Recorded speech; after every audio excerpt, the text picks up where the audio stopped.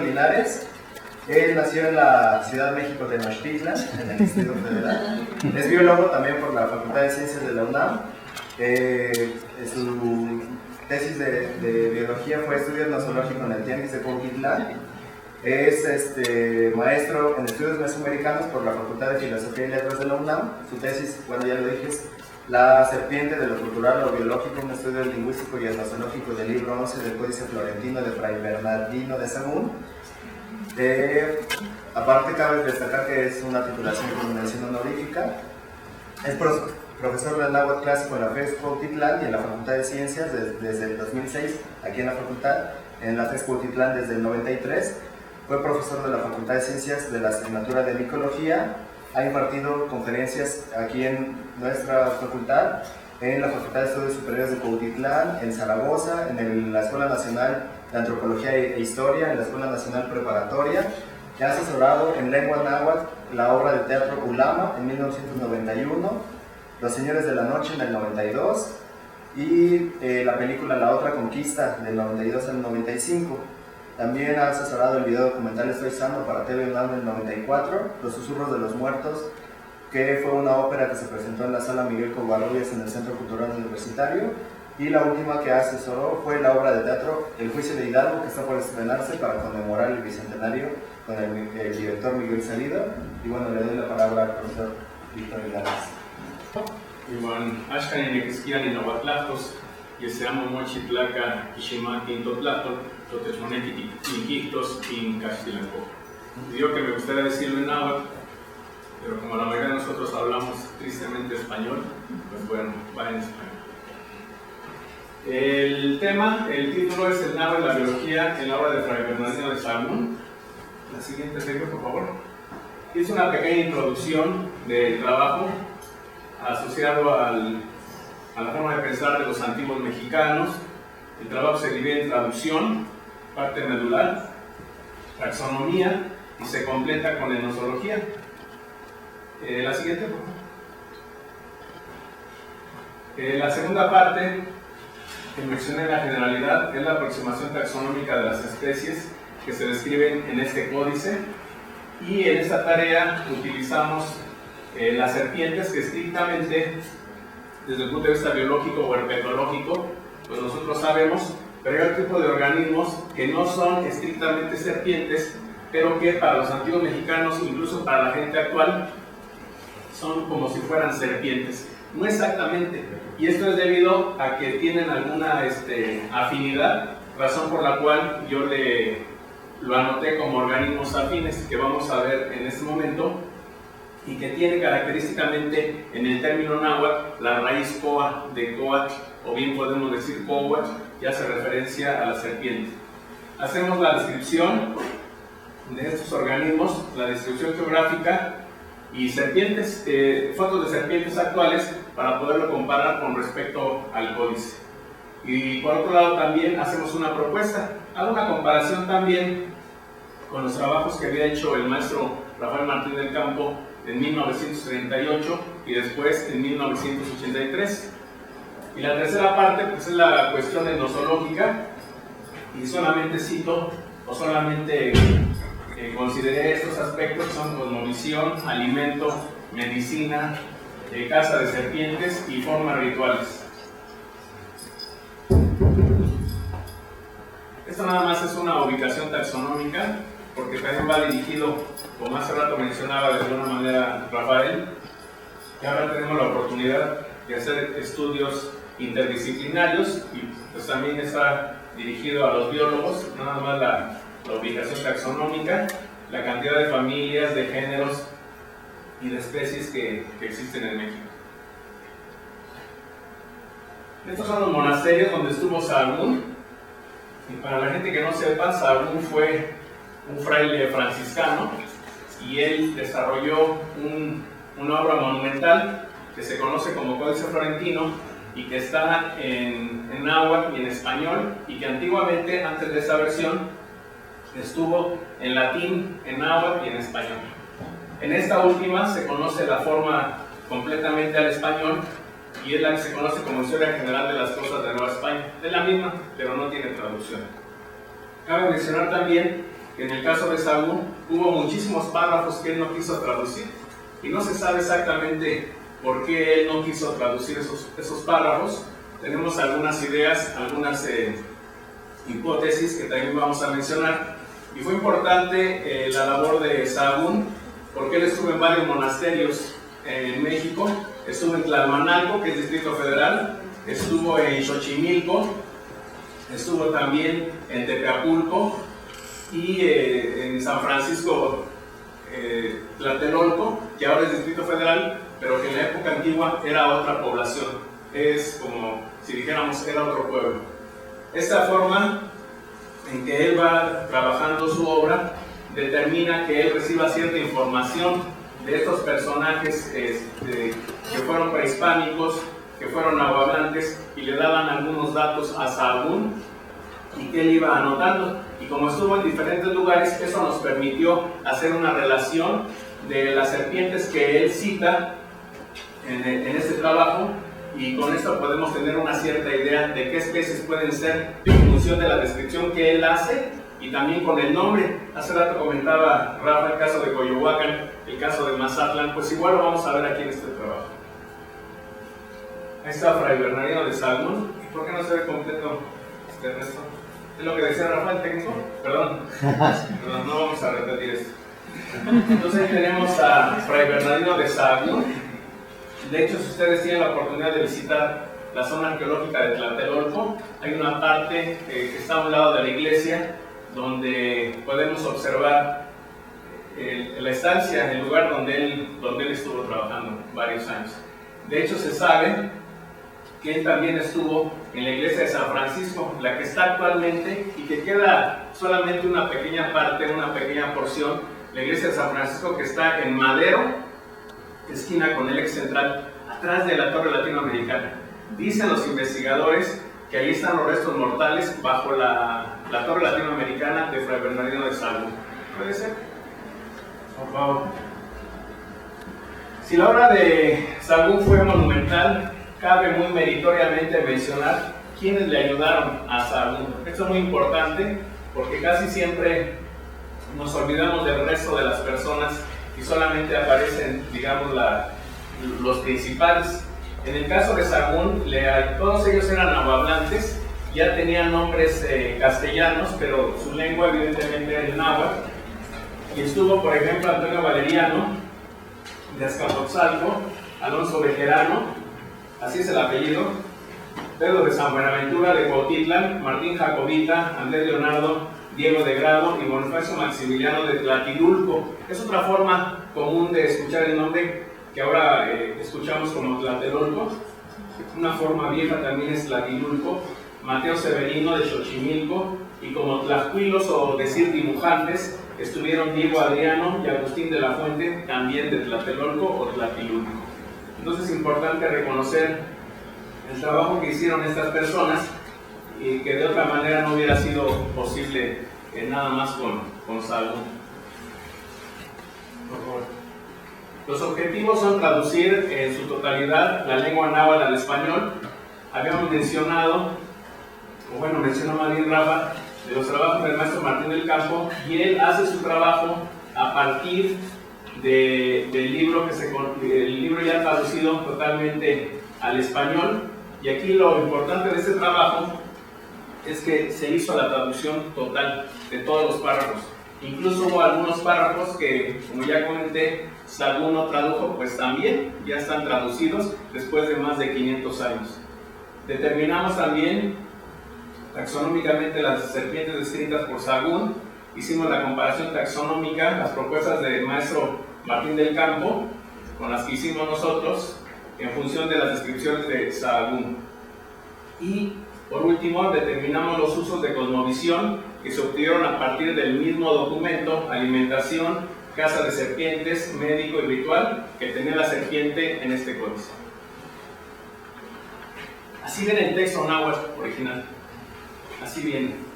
Y al principio pues cuesta un poquito de trabajo, aun cuando tiene uno cierto conocimiento de la lengua náhuatl, es un poquito difícil porque, por ejemplo, cuando nosotros ya empezamos a estudiar náhuatl, pues a veces al principio no sabemos qué quiere decir este guión que tiene una vocal arriba, o a veces no sabemos, por ejemplo, aquí nosotros lo vemos como J, pero debemos entender que en el siglo XVI ellos usaron indistintamente la I latina y la J. De igual manera sucede con la V, la usaban como U. Entonces si uno no sabe, puede uno leer aquí Quavit, y debe ser Quavit en este caso. Aquí decimos, ¿y cómo pronuncio esto? Entonces como una I latina y decimos Michtin. Y aquí esta palabra, que cualquier gente leería Joan o Joan, y debe ser igual.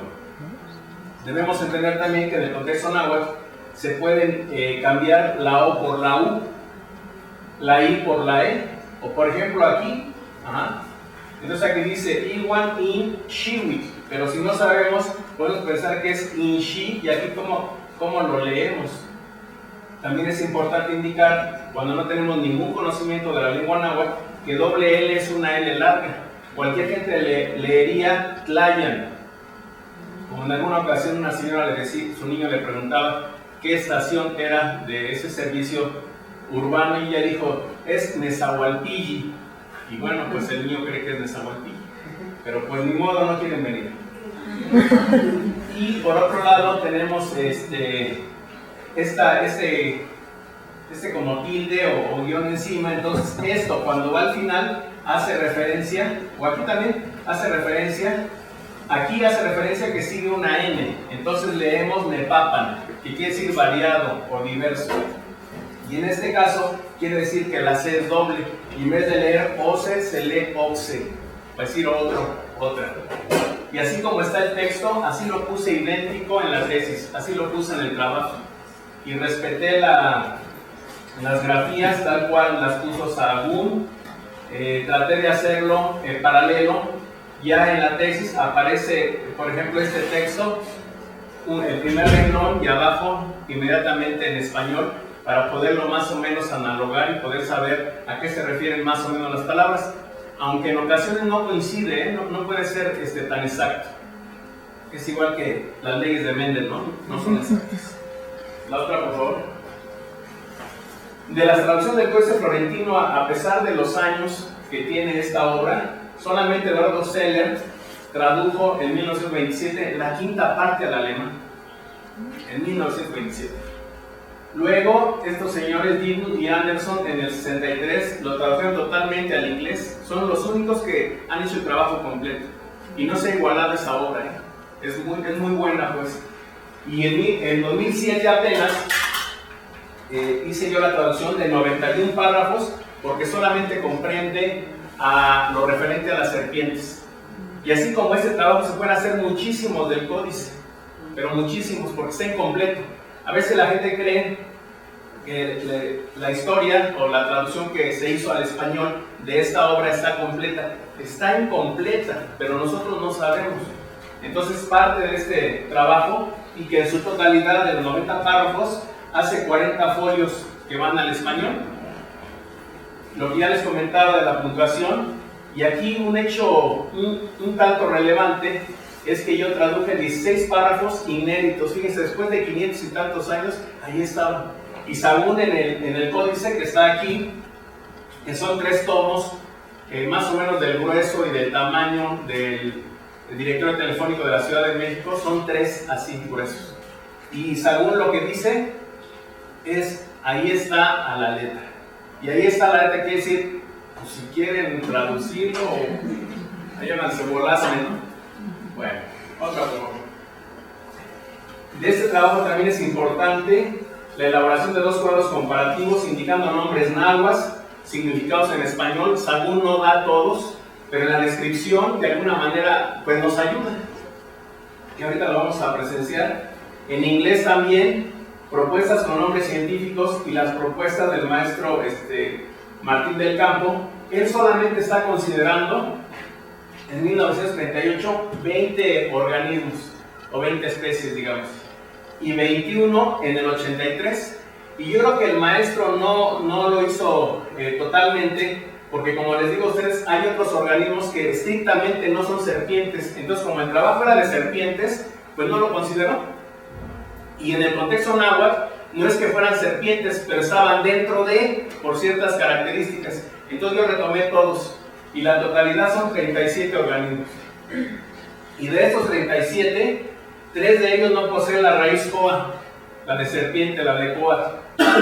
Una se llama Tecutlacosauqui, Aboyacli, Tzicanantli o Tzicatlinan. Por ejemplo, en este caso, cuando uno ve la palabra Tzicanantli, aquí la palabra nantli quiere decir mamá, y Tzicat es un tipo de hormiga, entonces dice la madre de las hormigas. Entonces esa serpiente se aloja en donde viven las hormigas. Entonces, si no sabemos, podemos creer que hace referencia a un insecto. Y sí lo hace, pero no directamente. Entonces ahí está la asociación, ahí está la descripción, como también nos comentaba hace un momento Rafa. O dicho de otra manera, en náhuatl se puede ser Tzicatlinan, donde aquí la palabra tzica está recortada porque se une a nantli. Eso hay que saberlo también. Aquí está completa y es tzicat, aquí está completito el término tzicat, que es hormiga, y es un posesivo de él o de ella.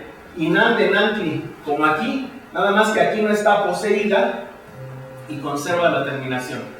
Aquí sí está poseída y no la tiene. Entonces dice, Tzicatlinan dice su mamá, o sea, la serpiente es su mamá de las hormigas. Y así con otros tantos términos. Es muy descriptiva la lengua náhuatl. Lo que les comentaba, que 8 de ellos no son serpientes, pero tienen la raíz coa. Uno de ellos es Petlazolcoatl, aquí está la raíz coa, o el término completo coatl, y es un miriápodo. La coapetlatl, que es una planaria. La tzoncoatl, que es un hemátodo. En este caso de la tzoncoatl es interesante porque literalmente dice serpiente cabello. Literalmente dice eso, serpiente cabello. Pero hace referencia a la Ascaris lumbricoides, por lo delgadita que es. Esto está muy clarito el término. Ya sabiendo un poco de biología, un poco de historia y un poco de náhuatl, podemos entender esa cosmovisión que también nos comentaba Rafa en su momento. Tenemos otro organismo que es Mazacoatl. De este hay 3 con el mismo nombre, cosa muy común en cualquier país. Y esto corresponde a un tlaconete. Y lo quise poner así porque la palabra tlaconete pues también es náhuatl. Y el tlaconete en el contexto náhuatl dice debe ser tlal, la raíz tlal sería tlalconet, la forma original. Pero ya con el uso se hizo tlaconete. Entonces quiere decir el hijo de la tierra. También está clarito. Creo, Así usted pues no sé dónde está la Por otro lado tenemos Tlalmazacoatl, que hace referencia a uno de ellos, a uno de los moluscos, a un caracol, el que conocemos como panteonero.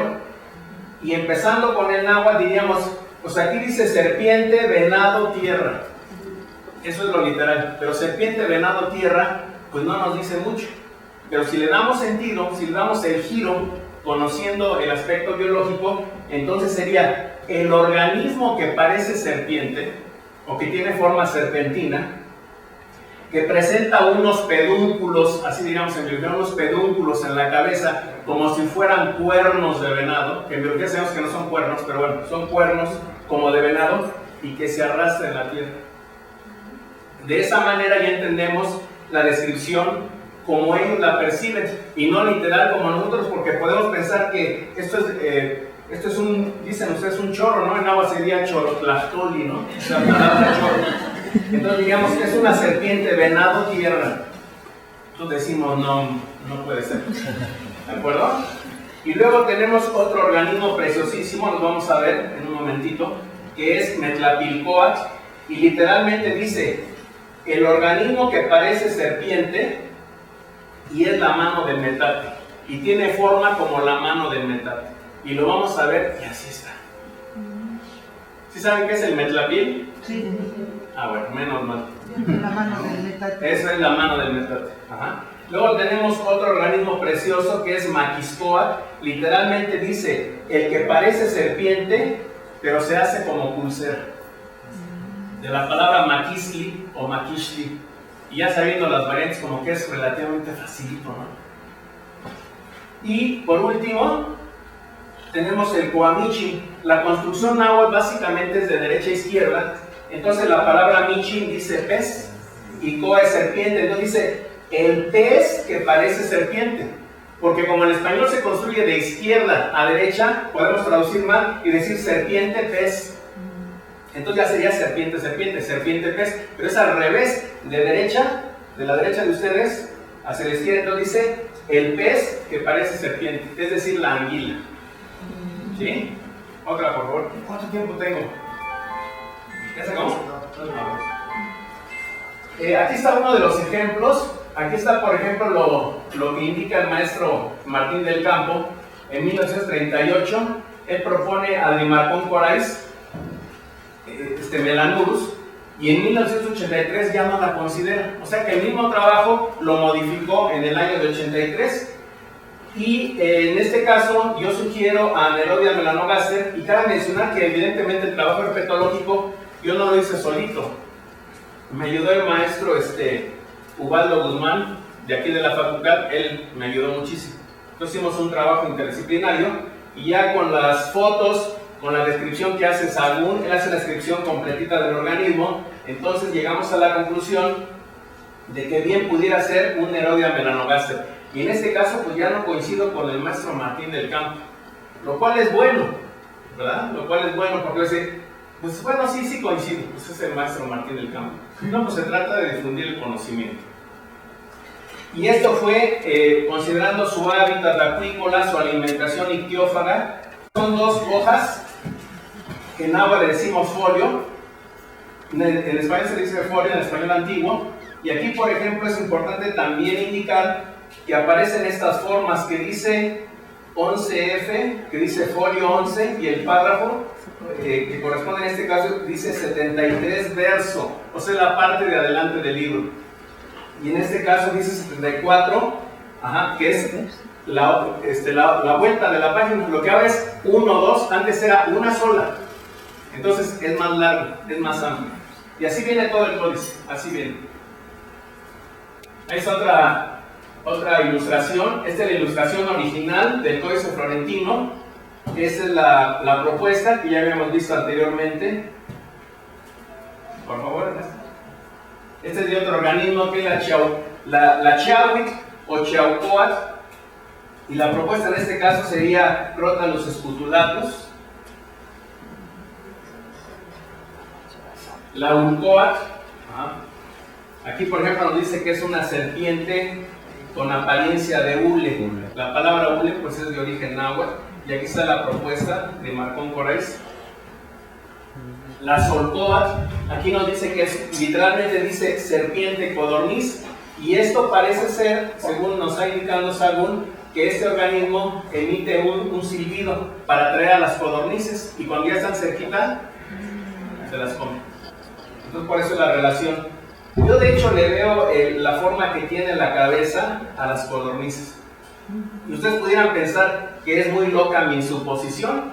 De hecho, hoy lo pude apreciar en la acción del metro de Ciudad Universitaria, cómo están las aves en las rocas y no se ven. Tienen un color con respecto a la tierra y no se ven, solamente que se muevan.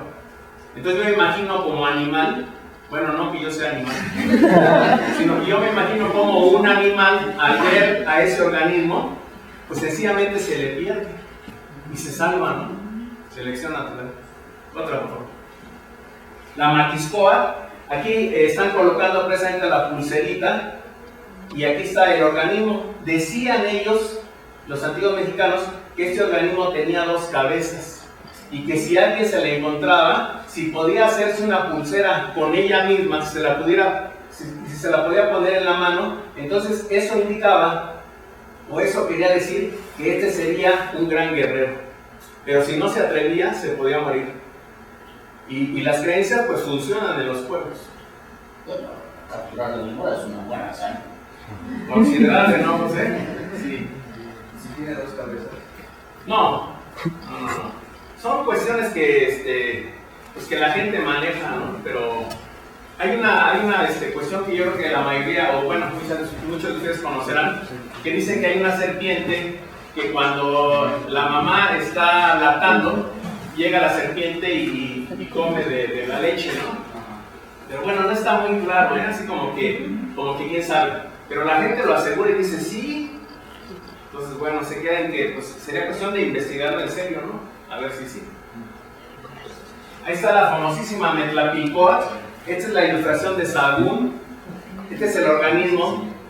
¿Verdad que sí parece? Y para la gente que no sepa, dijeron que iban a venir holandeses y japoneses y demás, pues traje un metate, para que sepan, ¿no? Con el Metlapil, ahí saben que es igualito, ¿no? Y sí se parece. De hecho, curiosamente está en una roca, quizá basáltica, y bueno, da la apariencia de ser el Metlapil. ¿De qué tamaño es ese de víbora? ¿Qué será? Sí, es de ese grupo.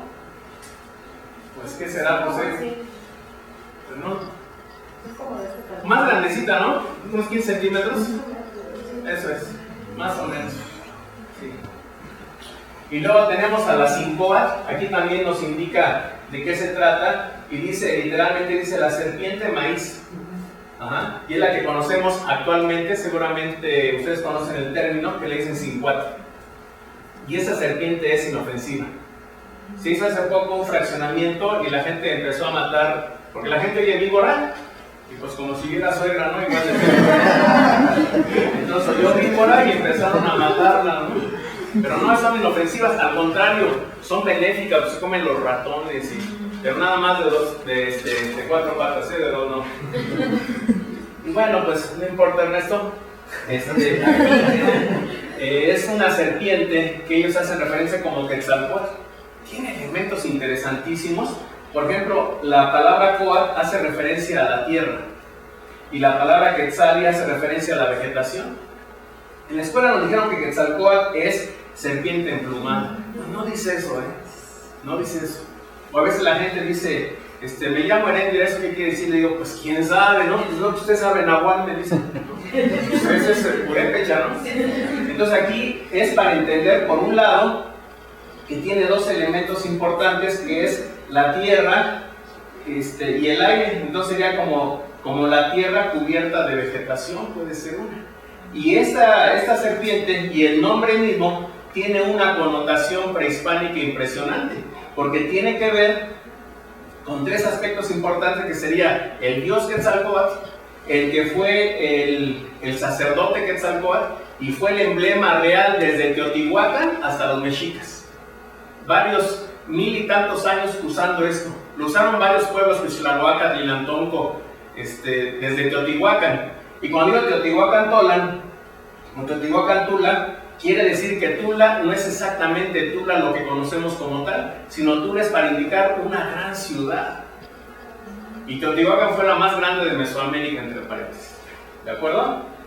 Y como propuesta, decíamos nosotros que la Crotalus durisus y estas escamas quilladas dan la apariencia de pluma, ¿no? Pero no sé si pudiera ser. Aquí lo importante también es presentar el material y que quizá alguno de ustedes u otras personas hagan una investigación más exhaustiva y digan, pues resulta que eso no es esto. Ah, pues qué bueno.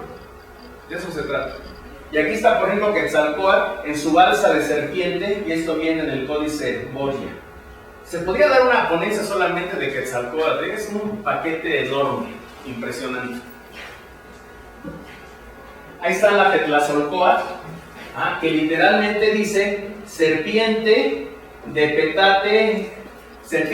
petate, así como ya deshecho. Y esto es para indicar las patas del organismo. Entonces por eso puse un pedacito de petate ya muy usado, y ese se llama Tetlazolli. Ahora los muchachos, ustedes estilan peinarse, o bueno, despeinarse, y dicen que se peinan. Entonces eso sería en náhuatl una ofensa, ¿no? Decirle a alguien que sea Cuapetlazol, es como decir tienes cabeza de petate así, con puntas para todos lados, ¿no?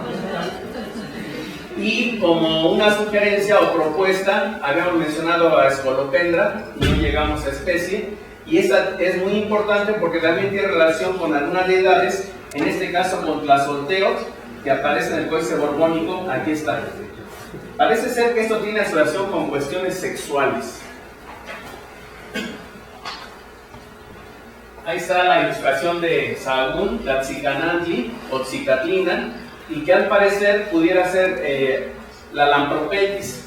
Ajá. Esta se parece mucho a la coralillo, y ustedes ya saben nada más que la coralillo es Micrurus y que corresponde a otro género. Esta es inofensiva y la otra, la Micrurus, sí es venenosa.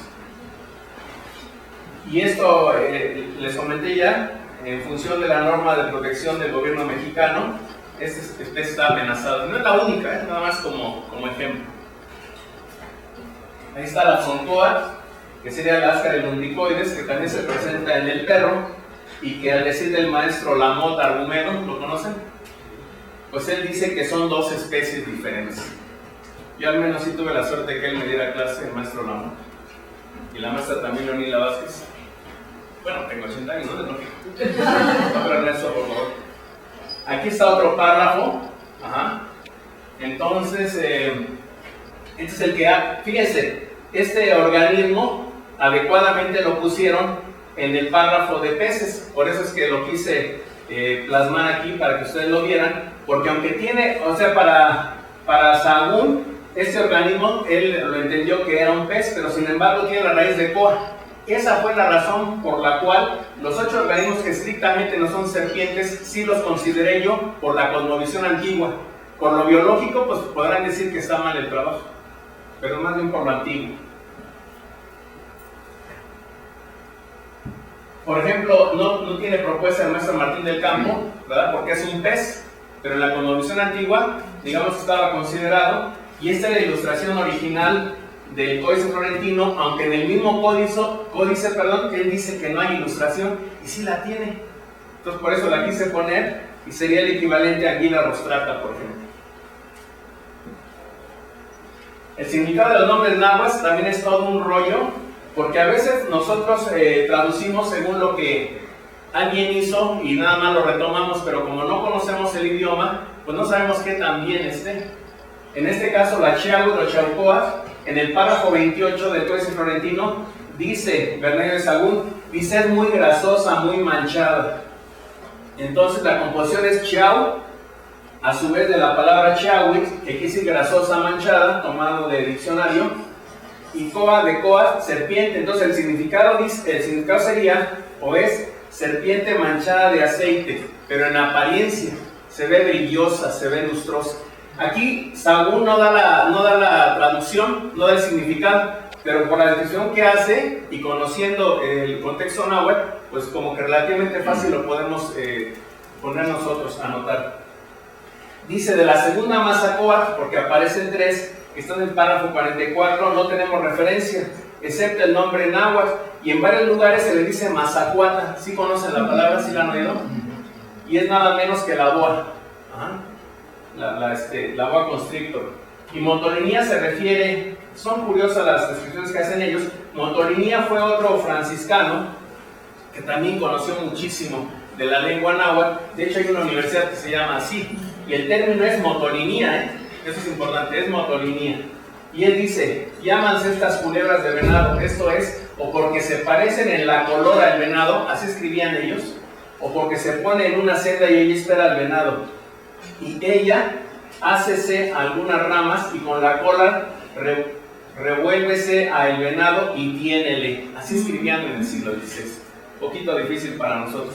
Ruiz de Alarcón, en 1929 coincide y dice, quiere decir culebra de bestias, culebra que puede tragar una bestia. Y es así porque se han visto de más de 7 varas. Bueno, aquí está exagerando, ¿no?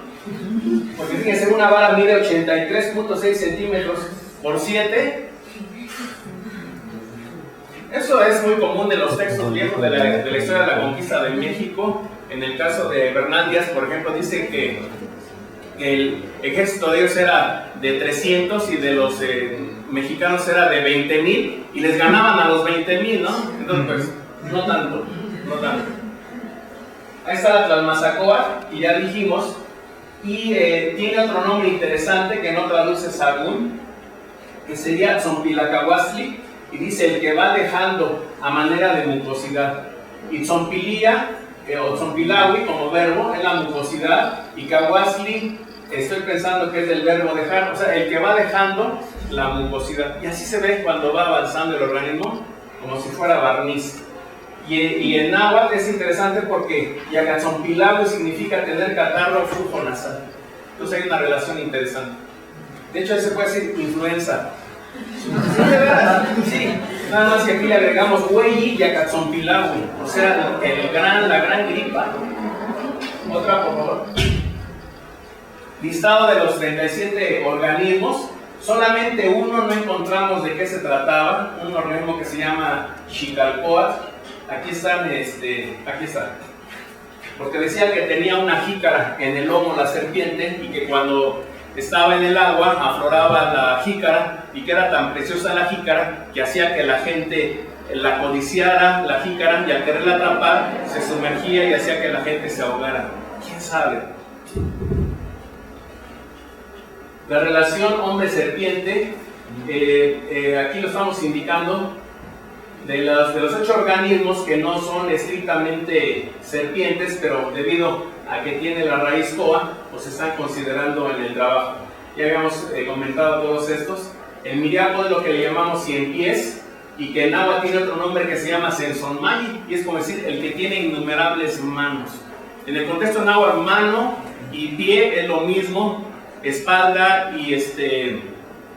y lomo es lo mismo, boca, hocico es lo mismo en el contexto en agua. No es como en español, que a veces la gente se ofende, ¿no? Dice oreja, dice no, ese es oído y cosas por el estilo. En agua es enteramente lo mismo. Y aquí están los puntos indicados, que fue cosmovisión. Solamente voy a mencionar algunos rápidamente: medicina, casa de serpientes, alimentación y ritual. Otra vez, por favor. En el caso de Tlaconete, que parece ser que pudiera pertenecer al género Limas, dice que si esto lo bebía una persona, sería el Viagra de la época. Sí, yo no he querido probarlo, pero espero que cuando tenga 90 sí lo voy a tener que probar. Entonces dice así: quien se apresura a ir a beberlo, solo raspan y beben su carne en agua, o sea, del organismo. Solo se le hiergue el miembro y constantemente sale su simiente y muere por lujuria. Pues qué bien, ¿no? Qué bien que funciona.